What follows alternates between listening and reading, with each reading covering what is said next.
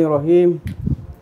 Alhamdulillahirabbil alamin. Wassalatu wassalamu ala sayyidina Rasulillah wa alihi wa sahbihi wa man wala, summa amma ba'd.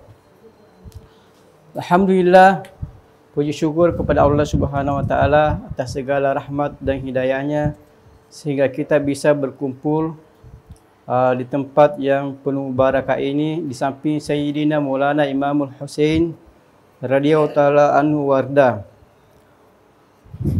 Salawat dan salam selalu kita kirimkan kepada baginda Rasulullah sallallahu alaihi wasallam yang merupakan panutan kita dan yang menyelamatkan kita dari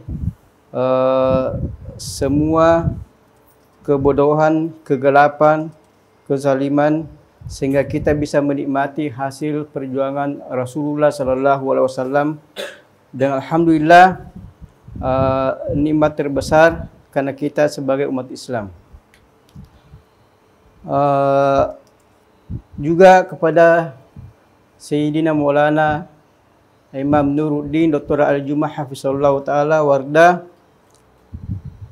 yang merupakan guru dan mursyid kita yang selalu membimbing dan mengarahkan kita ke jalan yang benar dan untuk menjadi pengikut Rasulullah sallallahu alaihi wasallam.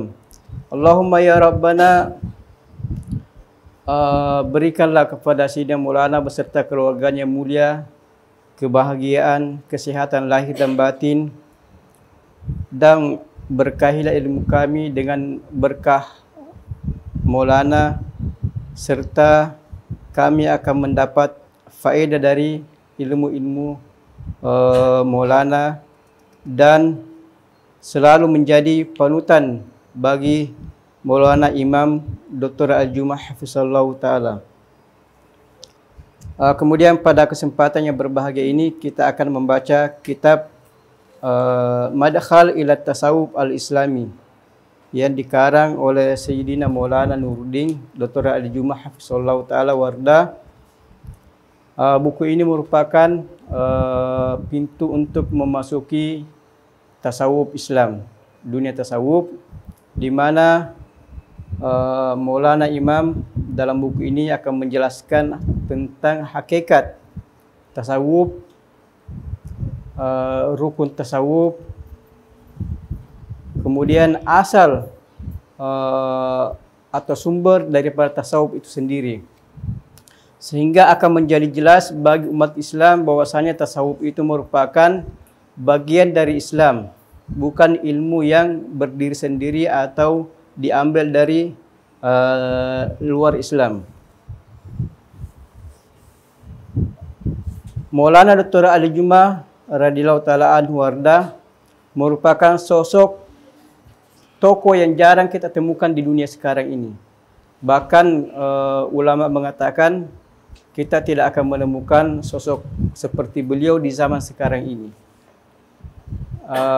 Maulana diutus sebagai mujaddid, bahkan Syekhul Mujaddidin untuk zaman sekarang ini, baik dalam usul fikih, tasawuf, pemikiran Islam, akidah dan sebagainya. Maulana merupakan syekh daripada mujaddidin. Di samping itu, Maulana merupakan tokoh yang berkecimpung di bidang agama sekaligus di bidang dunia atau ilmu-ilmu dunia seperti ekonomi, politik, ilmu sosiologi, ilmu kedokteran dan sebagainya. Jadi tidak ada satu ilmu agama kecuali beliau betul-betul sampai ke puncak. Dan dalam mempelajari satu ilmu sangat cepat. Jadi mempelajari umpamanya ilmu bahasa itu sangat cepat dalam waktu yang singkat dan mampu mengalahkan para pakar-pakar bahasa di bidangnya. Juga ekonomi demikian, bidang tasawuf, bidang fikih, usul fikih dan sebagainya. Jadi alhamdulillah, Allah Subhanahu wa taala memberikan karunia-Nya yang sangat besar kepada kita sehingga kita bisa menjadi pengikut atau menjadi murid langsung dari Maulana Imam, sehingga kita bisa menikmati ilmu dan berkah Maulana.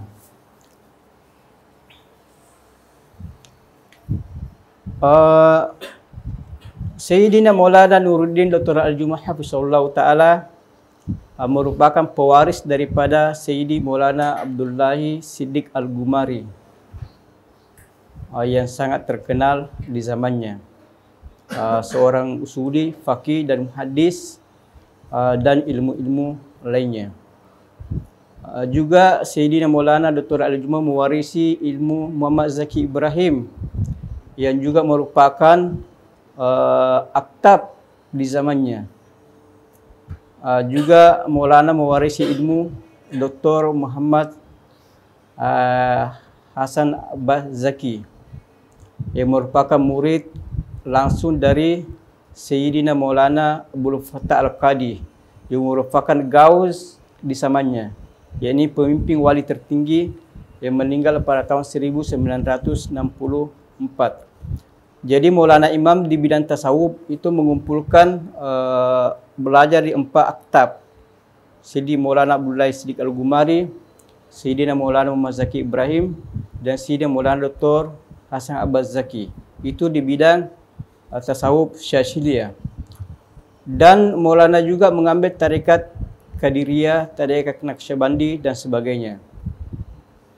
Ya, sehingga alhamdulillah saat sekarang ini Maulana Imam yang disebut sebagai Sahibuz Zaman atau Qutbul Aktab atau Al-Gaus. Alhamdulillah, itu suatu nikmat dan karunia yang sangat besar kepada kita karena bisa menjadi murid dari Maulana.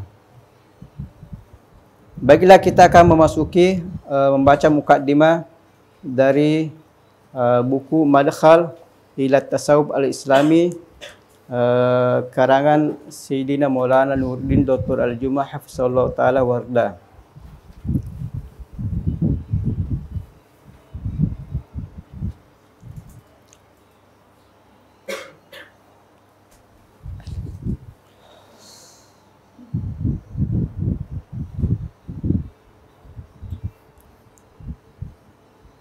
Yalla Imam.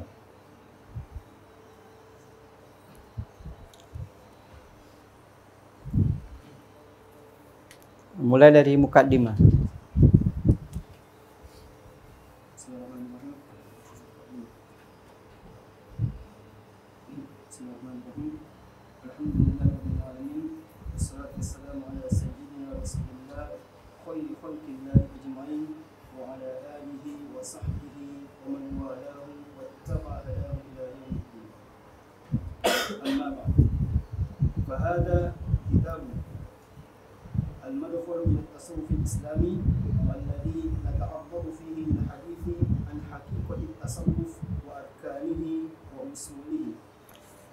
Jadi di sini Maulana radhiyallahu taala anhu akan menjelaskan pada buku Madkhal Tasawuf tentang hakikat tasawuf, rukun dan usul tasawuf itu sendiri. Karena jadi buku ini datang pada zaman dan waktu yang sangat tepat. Karena di mana beberapa tahun yang lalu banyak yang mengingkari tasawuf. Bahkan tasawuf itu sesuatu yang merupakan penghambat kemajuan bagi umat manusia di sebagian pemikiran beberapa kelompok. Sehingga buku ini datang untuk menjelaskan tentang hakikat tasawuf sendiri. Bahawa tasawuf merupakan bagian dari Islam. Jadi hakikat tasawuf adalah sepertiga dari Islam itu sendiri, sebagaimana akan dijelaskan dalam hadis Sayyidina Jibril alaihissalam, mal iman mal ihsan, mal iman mal Islam mal ihsan. Jadi iman, Islam, ihsan adalah sepertiga dari Islam itu sendiri. Jadi siapa yang mengingkari tasawuf berarti mengingkari sepertiga dari Islam, yakni Islamnya tidak sempurna. Karena tasawuf merupakan manhaj atau jalan hidup bagi seorang Muslim. Jadi tidak ada artinya hidup ini tanpa ada tasawuf. Karena tasawuf merupakan akhlak. Jadi al-umamu jika sampai ke suatu puncak itu tidak bisa bertahan tanpa akhlak. Innamal umamu akhlaqu, idza zahabat akhlaquhum zahabu. Jadi umat itu akan bertahan jika dia punya akhlak. Kalau akhlaknya sudah pudar, hilang, zahabu, maka umat itu pula akan hancur. Itulah alhamdulillah kenapa Islam bisa bertahan sepanjang sejarah, karena punya akhlak.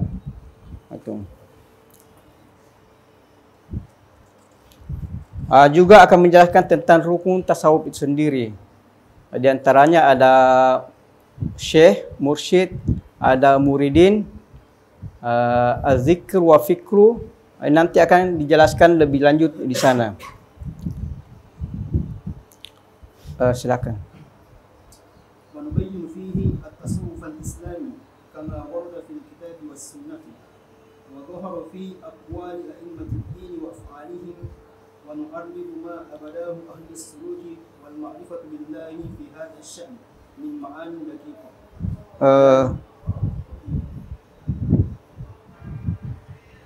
Jadi di sini juga akan dijelaskan tentang tasawuf al-islami. Karena banyak pendapat mengatakan bahwasanya tasawuf itu bukan dari Islam. Tasawuf merupakan dakhil, yakni dari pemikiran India, Kristen dan sebagainya. Sehingga di sini Maulana akan menjelaskan tasawuf al-islami. Tasawuf muqayyad dengan Al-Quran wa Sunnah. Sebagaimana ini disampaikan oleh Sayyidut Taifah, Sayyidina Maulana Al-Imamu Al-Junaid. Ya tariquna hadza muqayyadun bil kitabi was sunnah. Jadi tasawuf kita ini itu dibarengi dengan Al-Quran dan Sunnah.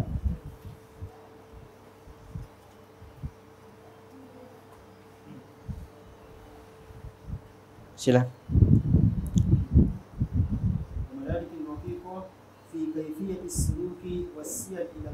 Wasairi ونرجو بذلك أن تتضح حقيقة التصوف ويسطع نورهم بعد أن كبش على هذه الحقيقة أدعياء التصوف وأعداءه معا والله من وراء القصر. Jadi semoga dengan pemaparan hakikat tasawuf, arkanut tasawuf, tasawuf Islam akan menjadi jelas bagi kita semua bahwasanya tasawuf merupakan sumber Islam, diambil dari Al-Quran dengan hadis. Karena tasawuf merupakan akhlak, tasawuf merupakan tazkiyatun nafs. Qad aflaha man zakkaha wa qad khaba man dassaha. Itu. Innama buistu liutamima makarimal akhlak. Jadi tasawuf merupakan intisari pada semua ajaran Islam. Jadi tanpa tasawuf Islam ini tidak ada nilainya. Karena innama buistu liutamima makarimal akhlak. Jadi seolah-olah akhlak merupakan kunci daripada semua ajaran Islam.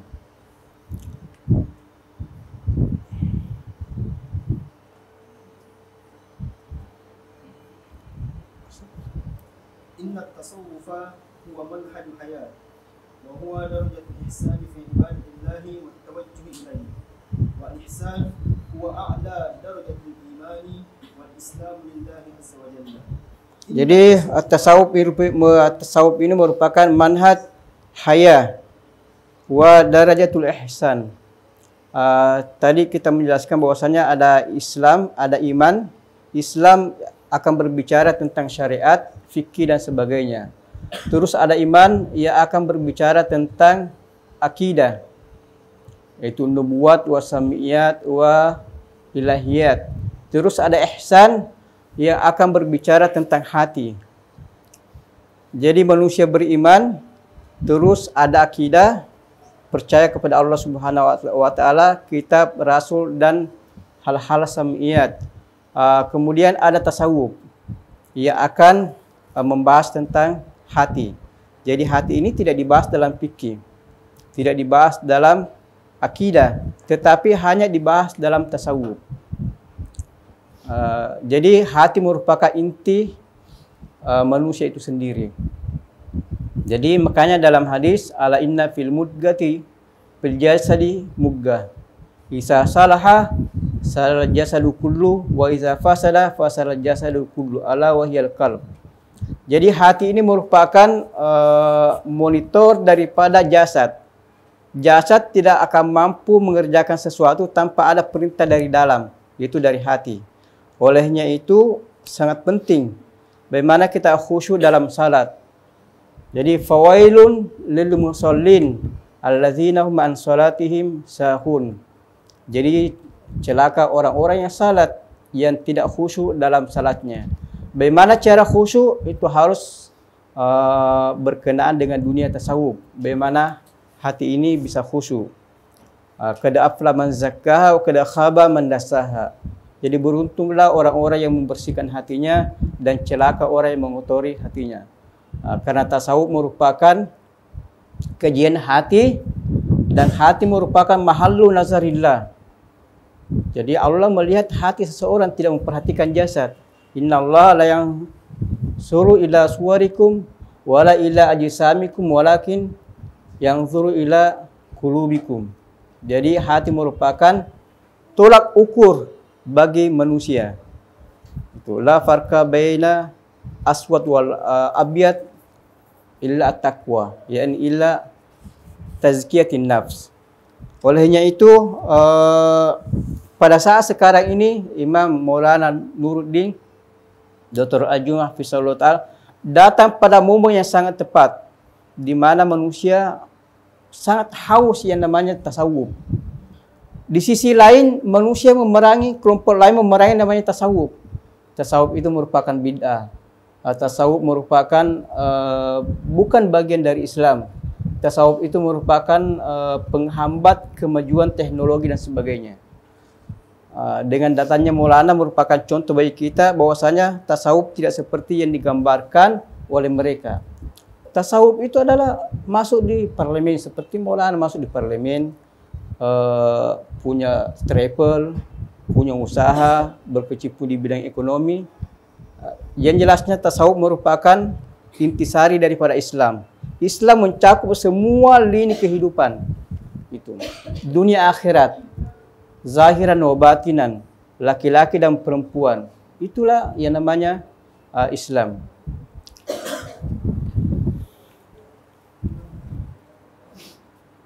Inna tasawwufa huwa tazkiyatun nafsi wa tarbiyatuha wa fadluha 'an ash-shahawati allati tu'iku suluka ruhi wa 'urujaha ila Allah azza wa jalla. Jadi tasawuf ini merupakan tazkiyatun nafs wa tarbiyatuha. Jadi bagaimana kita membersihkan hati, mendidik hati. Karena hati ini diciptakan dia cenderung kepada keburukan. Jadi an-nafsu jibillatun ila su. Jadi nafsu itu memang dia condong untuk mengerjakan keburukan.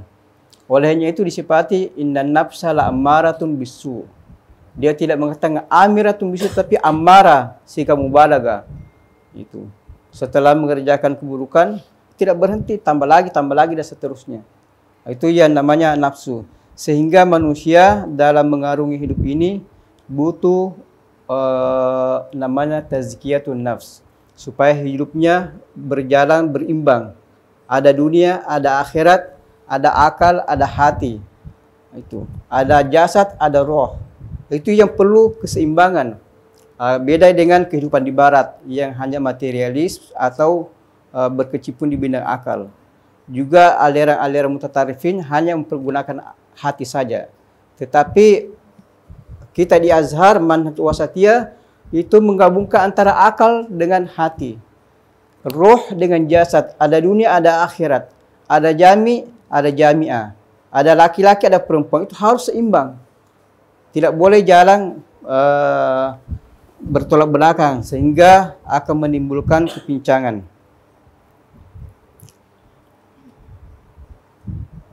Wabtina'u tasawwufi yaqumu 'ala az-zuhdi fi الدنيا والإعراض عنها بالقلب بعد امتلاكها باليد والسيطرة عليها وتسويرها في نفع الخلق وعمارة الأرض. Jadi tasawuf ini betinau tasawuf yakum ala zuhdi fi dunya wal i'radi anha bil qalbi ba'da imtilakiha bil yad. Jadi tasawuf ini ada 3 kelompok, ada tasawuf salaf. Tasawuf salaf ini mulai dari sama sahabat seperti Ibnu Mubarak dan sebagainya, Imam Malik, Imam Syafi'i, Imam Ahmad bin Hanbal dan sebagainya. Mereka itu ulama dan orang-orang kaya. Namun mereka khawatir kalau kekayaan tersebut masuk ke dalam hati. Sehingga mereka butuh yang namanya benteng supaya dunia tidak masuk ke hati. Makanya tasawuf mereka disebut dengan tasawuf salaf, yakni tasawuf zuhud. Yakni zuhud bagaimana dunia tidak sampai ke hati, hanya di tangan saja. Itu. Jadi kita melihat Imam Abu Hanifah kaya raya, Imam Malik kaya raya, Imam Lais dan sebagainya. Mereka itu ulama dan kaya raya. Tetapi kekayaan tersebut atau dunia yang mereka miliki itu tidak sampai di hati, hanya di tangan saja. Ini harta Allah datang di tangan, mau pergi tidak ada masalah, mau datang. Tidak boleh sampai di hati karena hati ini Baitullah. Tidak ada yang bisa masuk di hati kecuali Allah Subhanahu wa taala. Karena ini hati Baitullah, tidak boleh ada yang masuk di hati selain daripada Allah Subhanahu wa taala. Olehnya itu tasawuf salaf ini disebut dengan tasawuf zuhud. Bagaimana dunia tidak sampai ke hati, hanya di tangan saja. Olehnya itu mereka selalu berdoa, Allahumma ij'alid dunya fi aidina wa la taj'alid dunya fi qulubina. Itu doa mereka. Sehingga mereka ulama, orang kaya dan juga ulama tasawuf. Jadi dunia akhirat tidak terpengaruh dengan dunia. Kemudian setelah Imam Junaid rahimahullah ta'ala, kemudian ke Imamul Ghazali, melihat bahwasanya tasawuf, para ulama tasawuf ini butuh yang namanya ilmu. Jadi bukan sekedar masuk di dunia tasawuf, tetapi karena dunia berkembang, orang ajam masuk ke dunia Arab sehingga timbul pencampur bauran. Sehingga Imam Al-Ghazali melihat bahwasanya para ulama tasawuf butuh yang namanya ilmu. Olehnya itu beliau mengarang Ihya Ulumuddin sebagai pegangan dalam dunia tasawuf. Itulah disebut dengan tasawuf sunni yang dipelopori oleh Sayyidut Taifah Imamul Junaid. Jadi tasawuf sunni, yakni tasawuf sunni, tasawuf ada amalan, ada ilmu. Ada amalan, ada ilmu. Kalau sebelumnya itu menganut tasawuf, terkadang tidak mensyaratkan ilmu sebagai suatu keharusan. Tetapi pada zaman Imam Al-Junaid dan Imam Al-Ghazali melihat bahwasanya manusia butuh ilmu dalam menjalankan yang namanya tasawuf. Olehnya itu muncullah tasawuf sunni, ini ada ilmu, ada suluk. Jadi ilmu dibarengi dengan suluk. Di sisi lain ada juga namanya tasawuf falsafi yang dipelopori oleh Sidi Muhyiddin Ibnu Arabi.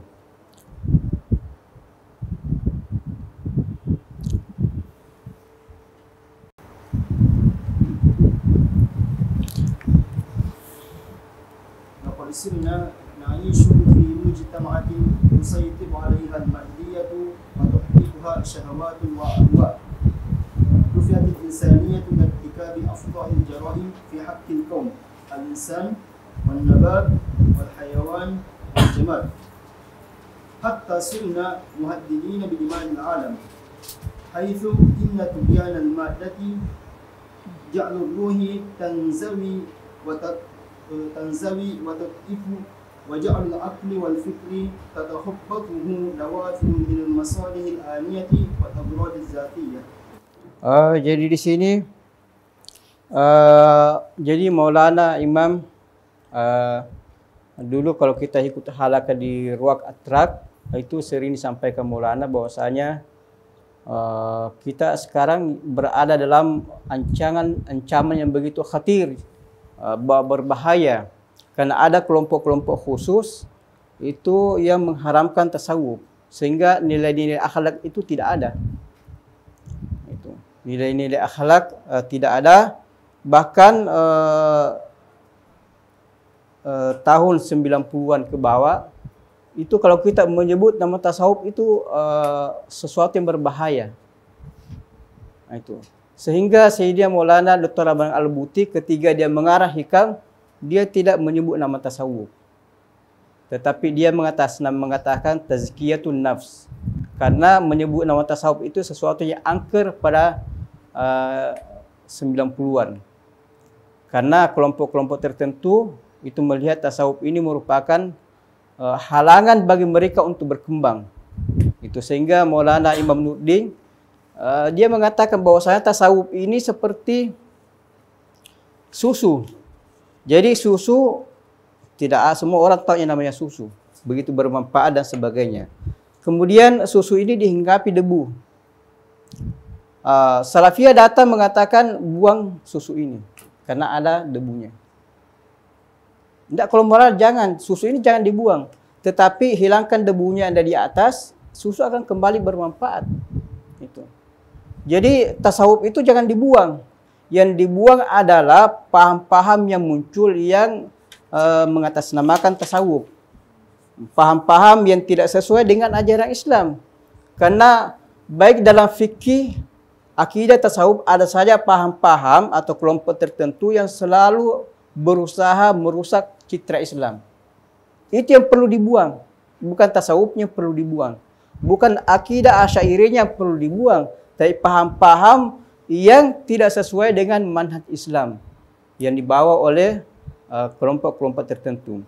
Sehingga pada saat itu alhamdulillah Maulana Imam mampu mensuarakan yang namanya tasawuf. Dan selalu menghimbau kepada kelompok-kelompok tasawuf yang merusak citra Islam supaya berhenti mengatasnamakan tasawuf atau mengatasnamakan Islam.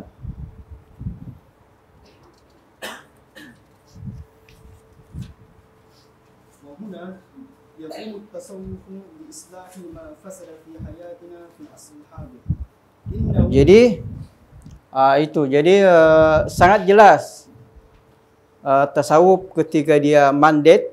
Jadi sejak tahun 70-an Maulana Kiai Haji Muhammad Kiai Haji Ahmad Dalik sudah mencium bau-bau atau aroma akan muncul kelompok-kelompok yang akan memerangi tasawuf dan menyerang akidah Asy'ariyah. Olehnya itu Kiai Haji Ahmad Dalik mengarang bukunya tentang akidah Ahlussunnah wal Jamaah sebagai himbauan dan peringatan bahwa akan muncul kelompok segelintir umat Islam akan merusak citra Islam. Olehnya itu kita melihat saat sekarang ini di mana di Mesir secara khusus ya hampir semua orang yang mengakui namanya tasawuf. Itu. Karena mau tidak mau tasawuf itu merupakan manhajul hayat. Tasawuf itu memperbaiki apa yang rusak di dunia sekarang ini. Tasawuf itu bukan seperti yang dipahami oleh sebagian orang bahwasanya tasawuf merupakan fitnah. Tasawuf penghalang untuk berkembang.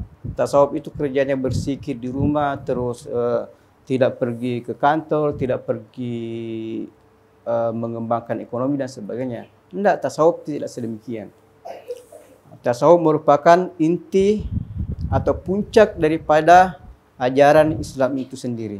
Yang namanya inti atau puncak mencakup semua bagian-bagiannya, tidak ada yang tersisa.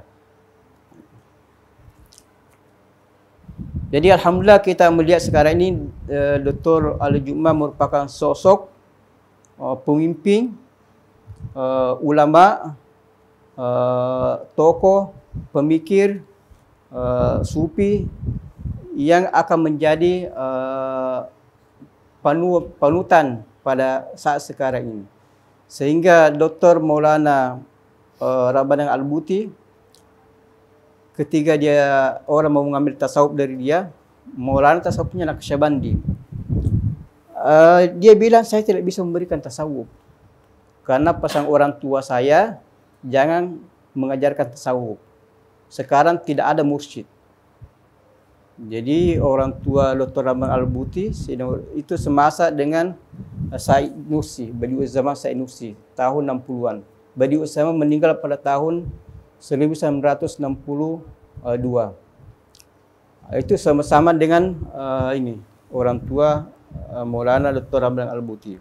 Sehingga Dr. Ramadan Al-Buti tidak bisa memberikan tarekat Naqsyabandi kecuali kepada anaknya saja, atas pesan orang tuanya, karena yakhtalitul habil bin nabil. Jadi kebenaran akan bercampur baur dengan kebatilan, dan itu terbukti. Sampai datangnya Maulana Dr. Al-Jum'ah yang merupakan mujaddid pada abad sekarang ini, yang meneriakkan tasawuf, bahwa tasawuf itu adalah hakikat Islam. Tasawuf merupakan manhaj haya. Tasawuf merupakan metode hidup yang paling afdal di sisi Allah Subhanahu wa taala. Sehingga di kemudian Dr. Ramadan Al-Buti mengatakan tentang Maulana Al-Jum'ah, bahwasanya Dr. Al-Jum'ah rahimahullah taala dia mewarisi sifat-sifat kenabian, dan sesungguhnya dia mursyid tarekat pada zaman sekarang ini. Itu hasil pengakuan Dr. Ramadan Al-Buti. Sehingga Maulana Ramadan Al-Buti pernah mengatakan, saya tidak mau mengambil tarekat sama sekarang ini, tidak ada mursyid, kecuali kalau ada Sayyidi Rifai hidup. Jadi Sayyidi Rifai, dia mengatakan ketika berkunjung berziarah di Masjid Nabawi, itu Nabi mengeluarkan tangannya sehingga dia bersalaman, dan itu disaksikan oleh ribuan jamaah pada saat itu. Sehingga Ramadan Al-Buti mengatakan, saya tidak mau mengambil tarekat tasawuf kecuali ada Maulana Imam Ar-Rifai. Tetapi beberapa tahun kemudian dia mengatakan, muncul sosok pemimpin sekarang ini, Dr. Al-Jum'ah, sesungguhnya dia mursyid tasawuf pada zaman sekarang ini. Dan alhamdulillah beliau merupakan sahibus zaman. Kalau Imam Syafi'i kita gelar sahibu Misr. Jadi Maulana digelar sebagai sahibus zaman. Al-Gaus, Al-Mujaddid, Syekhul Mujaddidin.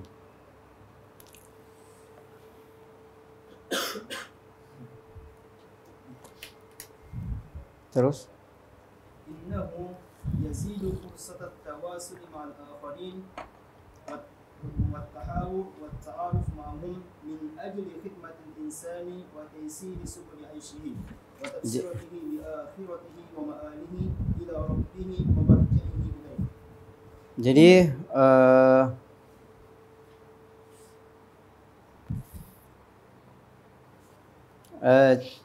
Jadi innahu yazidu fursat at-tawasul ma'al akhari wa at-tahawur wa at-ta'aruf ma'ahum.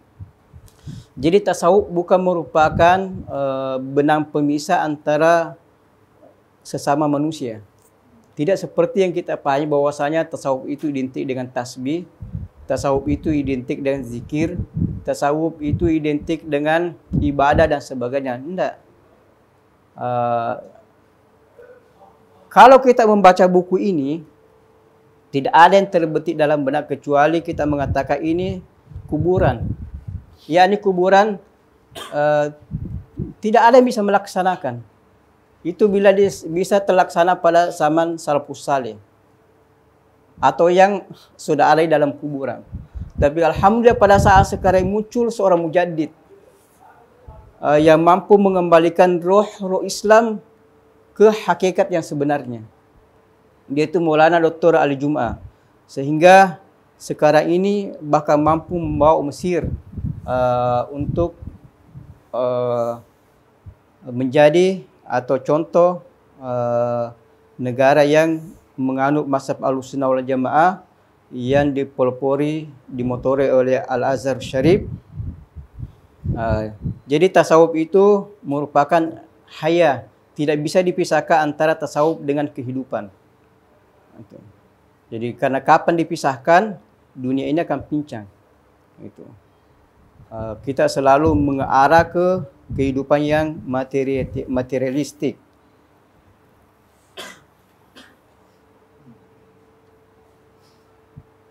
Innal imana billahi wal yawmil akhir yadfa'u al-insana ila al-ihsan ila nafsihi wa taqdimaha wal muhafazati 'alayha. Wa kadhalika al-ihsan ila al-khalqi wa taqdim an-nafi' lahum wa ib'ad ad-darri 'anhum. Jadi di sini al-iman bil yaumil akhir itu akan memotivasi manusia untuk sampai ke derajat ihsan. Jadi ada iman billahi wal yaumil akhir, itu yang pertama kita lakukan kalau orang masuk Islam. Jadi beriman, al-imanu billahi wal yaumil akhir, terus ada Islam. Islam itu adalah syariat. Terus ada iman, itu yang membahas tentang akidah. Itu akan mengantar kita untuk sampai ke derajat ihsan. Jadi para ulama-ulama tasawuf bagaimana mengantar kita untuk ke derajat ihsan. Apa itu ihsan? Anta'budallaha ka'annaka tarah. Fa illam takun tarah fa innahu yarak. Jadi bagaimana manusia mempunyai hubungan harmonis dengan Allah Subhanahu wa taala. Jadi hubungan sesama manusia itu okey, juga hubungan sesama Allah Subhanahu wa taala merupakan hubungan yang harmonis. Karena kita bisa berkomunikasi dengan Allah Subhanahu wa taala sebagaimana yang dikehendaki Allah Subhanahu wa taala, bukan sebagaimana yang dikehendaki oleh manusia.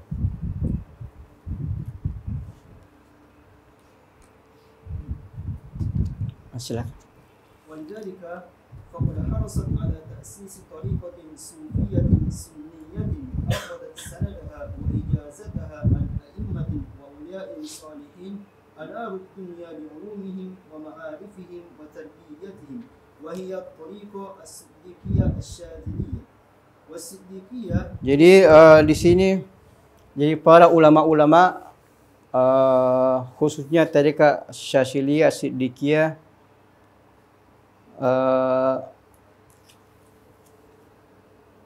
tariqah Siddiqiyah Syadziliyah merupakan tarekat yang banyak dianut oleh ulama karena menggabungkan antara ilmu laduni dengan ilmu al-kasb. Jadi fuqaha, ulama kalam itu namanya tareqatul kasb, ilmunya melalui proses belajar mengajar. Dalam dunia tasawuf itu banyak mengandalkan ilham atau ilmu laduni. Kalau kita Syadziliyah itu menggabungkan antara syariat dengan hakikat. Sehingga Sayyidi Maulana Abi Hasan Syadzili mengatakan, jalan yang paling selamat Anda berbicara dengan lisan syariah. Kita berbicara dengan apa yang diutarakan oleh para fuqaha, para ulama kalam, artinya secara syariat. Tetapi hati Anda tetap berpaham hakikat. Itu. Karena sebagian kelompok ilmunya hanya sampai sebatas syariat saja. Itu ilmu jadi zahir batin syariat. Di sisi lain ada juga yang hanya menggeluti bidang hakikat saja. Sehingga timbullah pertengkaran antara ulama syariat dan ulama hakikat yang tidak bisa ketemu. Karena satu bahasa hati, satu bahasa lisan. Data Maulana Imam Abi Hasan Syadzili, dia menggabungkan kedua cara ini. Bahwa silakan berbicara dengan lisan syariah, tetapi hati lisan hakikat, Anda akan selamat. Itu. Sehingga alhamdulillah tadi Syadziliyah Siddiqiyah itu banyak diikuti oleh para ulama, sehingga pada saat sekarang ini datang pada momen yang sangat tepat untuk mengembalikan roh-roh Islam yang banyak ditinggalkan pada saat sekarang ini. الصديقية نسبة إلى الإمام الولي المحدث الفقيه عبد الله بن الصديق الغماري رضي الله عنه. والشاذلية نسبة إلى الإمام سيد الطريق العالم المربي سيدي أبي الحسن الشاذلي قدس الله سره. Jadi Siddiqiyah nisbah ila Sidi Maulana Abdullah Siddiq Al-Gumari, merupakan wali dan bapaknya juga wali, neneknya juga wali, sehingga dikatakan Al-Wali Ibnul Wali Ibnul Wali Ibnul Wali. Itu rahmat yang sangat luar biasa. Ini kita mau kembangkan di tanah air kita. Jadi bapaknya ulama, anaknya serta cucunya ulama, seperti Ibn Subki. Ibn Subki, Taqiyuddin Subki mujtahid. Anaknya Taqiyuddin mujtahid. Anaknya Tajuddin Subki juga mujtahid. Saudara-saudaranya Syekh Zainab dan sebagainya semuanya keluarga ulama. Jadi ilmunya itu diturunkan kepada keturunannya. Ini kita mau kembangkan di tanah air. InsyaAllah jika anda pulang, jadi ilmu itu diwariskan kepada keturunan. Sehingga akan terbentuk keluarga ulama, keluarga sufi dan sebagainya. Juga Syaziliyah dinisbahkan kepada Sidi Abi Hasan Syazili, merupakan pendiri Tarekat Syaziliyah, Al-Gaus, Al-Fard. Jadi Sidi Maulana Abi Hasan Syazili, pendiri Tarekat Syaziliyah ini, itu sudah sampai ke puncak, sehingga pada saat umur yang tua beliau berusaha payah untuk bekerja keras demi anak-anaknya, sehingga Tarekat Syaziliyah berkembang pesat dan banyak jumhurnya serta muda tarikatnya. Itu hasil perjuangan Sidi Abi Hasan Syazili. Itu. وارتجوت من الله عز وجل أن يبارك في هذا المسعى ويألف القلوب حوله حتى تتاح الفرصة إلى توجيه المسلم وتربيته إلى نفع نفسه وأمته وإنسانيته. Jadi Sidi Maulana Dr. Nuridatul Al-Jumah berharap semoga buku ini akan bermanfaat bagi umat Islam, bagi kita semua, sehingga umat Islam bisa memahami Islam yang sebenarnya, yang banyak ditinggalkan pada saat sekarang ini. Innal jama'at ad-dalla allati nabadat at-tasawwuf wa haramathu wastaqtabat shabab al-ummati wa rijaliha wa nisa'iha ila dhalaliha al-mubin. Nasharat al-khabarat fi bilad al-islam wa ghayriha wa shawwahat surat al-islam fi al-alamin bimartakabathu min fada'i wa nyara'i. Jadi ini apa yang Maulana, semua buku yang ditulis Maulana itu merupakan hasil penelitian Maulana.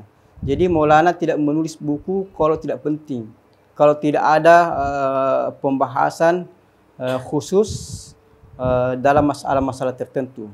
Tidak seperti ulama lain sekedar menulis apa adanya. Tapi kalau Maulana Imam itu semua buku yang ditulis hasil penelitian dan kajian yang berkembang, sehingga Maulana mengatakan di sini bahwasanya kelompok-kelompok tertentu ia memerangi Islam, ia merusak nama Islam dan menyeret para pemuda-pemudi Islam untuk ke jalan yang sesat. Sehingga semoga buku ini bisa mengembalikan mereka kepada Islam yang sebenarnya.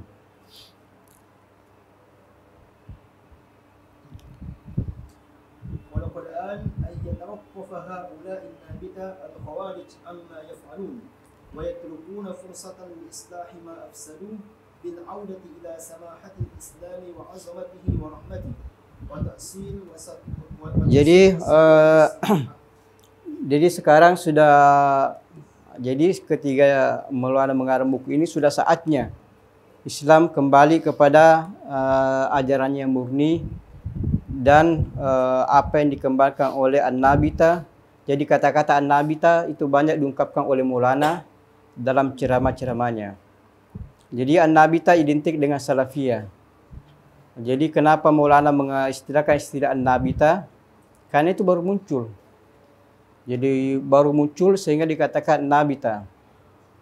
Di sini Maulana mengatakan Khawarij modern. Karena apa yang terjadi pada zaman sebelumnya juga persis yang terjadi sekarang ini. Itu. Kita khususnya di Indonesia yang namanya pondok-pondok tahfiz itu berjamuran dan bertebaran di mana-mana.